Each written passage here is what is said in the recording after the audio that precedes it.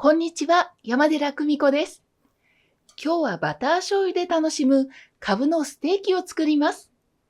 レンジで火を通してから焼くことで、外はこんがり、中は柔らかく仕上がる一品です。カブは皮をやや厚めに剥きましょう。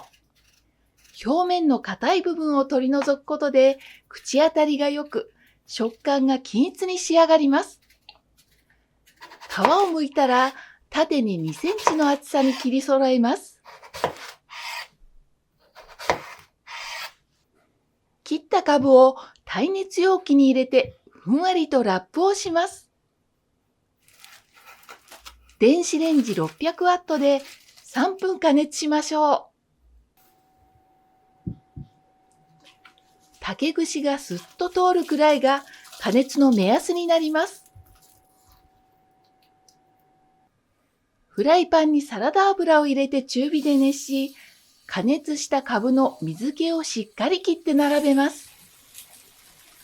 ここで動かさずにじっくりと2分から2分30秒ほど焼き、美味しそうな焼き色がついたら裏返します。裏面も同じように火を弱めの中火にして、さらに1分30秒から2分ほど焼きましょう。全体がこんがりと色づくまでじっと待つのがきれいに仕上げるコツになります。火を弱めてからバターを加えて溶かします。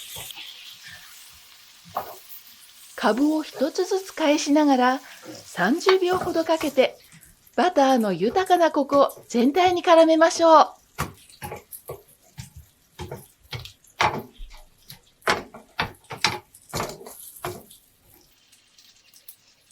醤油、みりん、砂糖を加え30秒から45秒ほどフライパンを優しく揺らしながら全体に味をなじませます。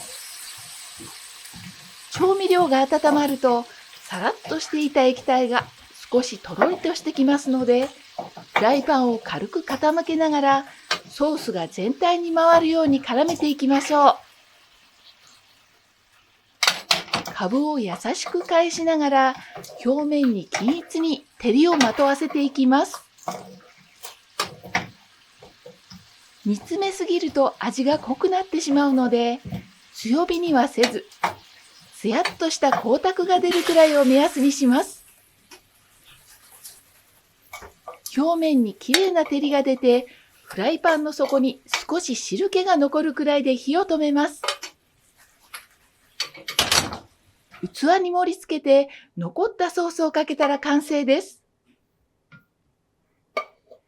レンジで下ごしらえしてから焼くことで安定して仕上がるのも魅力です。付け合わせにも野菜が主役の一皿としても取り入れやすいお料理です。